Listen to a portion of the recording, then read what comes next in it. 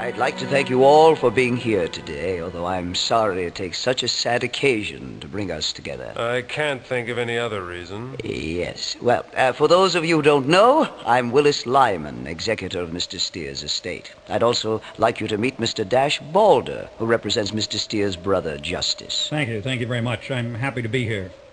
Well, not happy. I mean that I'm glad to... That is to say, I'm very pleased that... Yes. Thank you, Mr. Balder. It was good of you to come. And this is Madam's mayor, Mr. Steers. I was Randy's spiritual guide and transmedium. Of course. Thank you for being here. Here, now. Then I have here the last will and testament of Randolph Steer. So, let us begin. Maybe we should all have a drink first. I think that would be more appropriate afterwards, Leonard, if I may continue. I, Randolph Steer, being of sound mind and memory, make this my last will and testament, revoking all other wills and codicils heretofore made.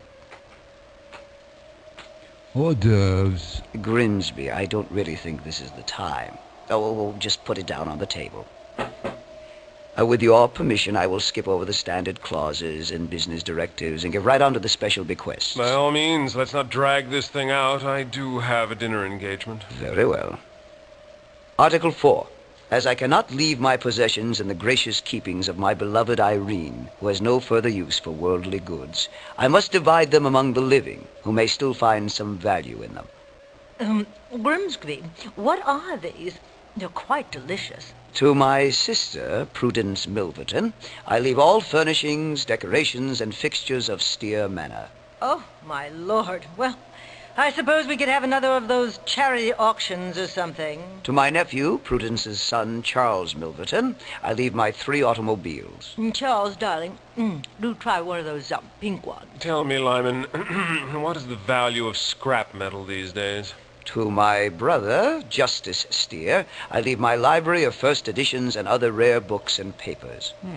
I didn't think Justice could read. Well, these are rather tasty. Perhaps we should have something to wash them down with? To my stepson, Calvin Adler, I leave 4% of my shares in Steer Industries. What is this, chopped chicken liver? The cheese ones are pretty good, too. Put that down. You'll ruin your supper. To my cousin, Leonard Vole, I leave the contents of my wine cellar.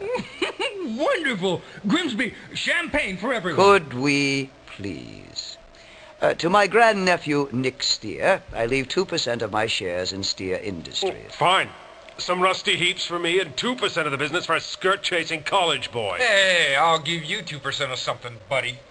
Can we try to show a little decorum here? To Dulcie Lamb, who was so helpful and so kind to an old crackpot, I leave $10,000. Oh. Now there, my dear child. Have a cracker. To Edward Grimsby, my loyal servant, I leave a lifetime pension. Grimsby, you simply must come to work for me. Or at least, give my cook your recipes. To my good friend, Professor Oliver Lindenbrook, I leave my journals and other papers documenting my research. Perhaps I can be more persuasive in death than I was in life about these matters. To Madam's mayor, who brought me hope when all hope had been abandoned, I leave my eternal gratitude and $25,000 that she may continue to develop those great gifts that nature has bestowed upon her. You really must have lifted his spirits, my dear. All the rest and remainder of my estate shall be placed in trust under the administration of my executor to be used for the benefit and furtherance of the Ernest Shabanak Foundation. What? Who or what on earth is a shabby shack? Signed by Randolph Steer on the 7th day of October in the year of our Lord, 1935, and witnessed by myself. Well, I'd say this calls for a drink. You think your eyes opening in the morning calls for a drink?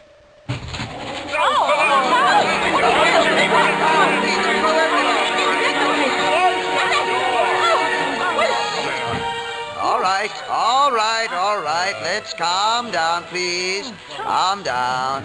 Calm down there. That's right. Thank you, Grimsby. Now, then, everything's fine, so let's just... I'm afraid everything is not fine, Mr. Lyman.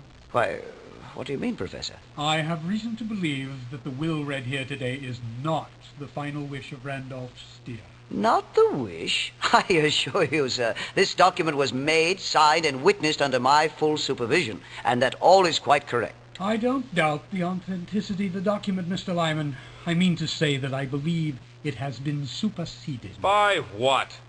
by a new will. New will? Oh, that's impossible. I have the will myself. With your permission, I would like to read a message from Randolph received by me just one day after he died. Professor, if this note is meant to constitute a holographic will written by Mr. Steer, No, sir, you misunderstand me. If I may. Dear Oliver, you must come to the house right away. I am through. I must have your help. Now that the door is open, it must be guarded, and you are the only one I can trust. I have put it all in a new will. I shall explain everything when I see you. Hurry, Randolph. But I arrived too late. What did he mean, through with what? Yes, Professor, the note is not very clear. An open door, guarded. I can't make much out of all that. The meaning of the note is not immediately relevant, Mr. Lyman. What matters is that Randolph is quite clear about the existence of a new will. Perhaps, but why was I not notified about it? This is a legal matter, after That all. must be obvious. Randolph met with his accident shortly after writing this note. The tone of immediacy in the message indicates that whatever led him to this action must have developed very recently. Randolph's excitement may even have contributed to his death. Then the new will must still be in the house somewhere. Look, it's getting very late. If such a will does exist, it is my duty to my client to find it and carry out his true wishes. Well, let's go. I mean, hey, we don't have anything else to do. I've wasted enough of my time here. Why don't we think about this thing calmly? Over a nice glass of wine, perhaps? Will you please excuse me? I'd like to go up and wash my face. Mother. A new will.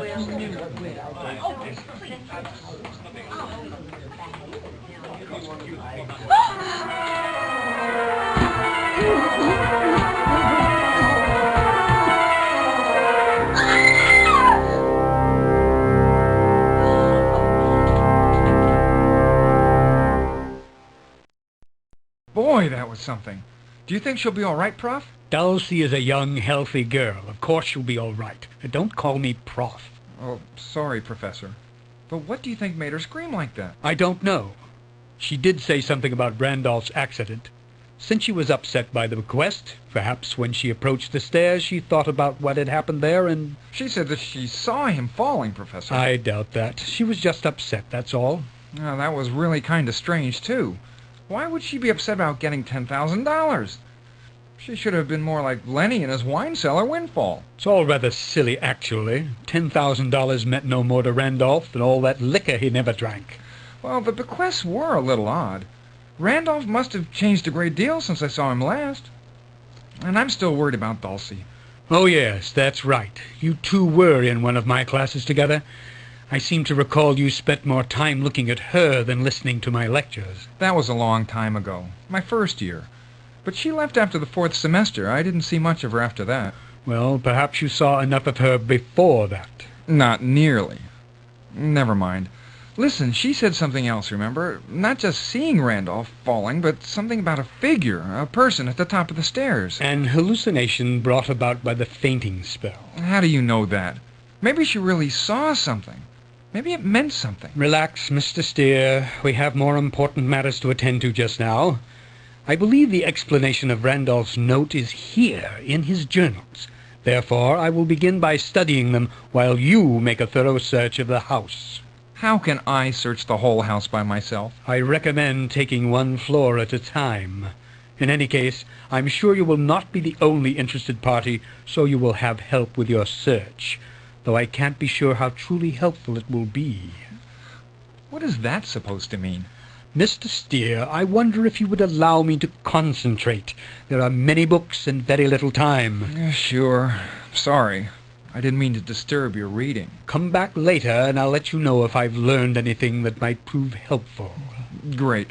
I'll just go search the whole house. No problem. Oh, no, don't get up. I'll show myself out. See you later.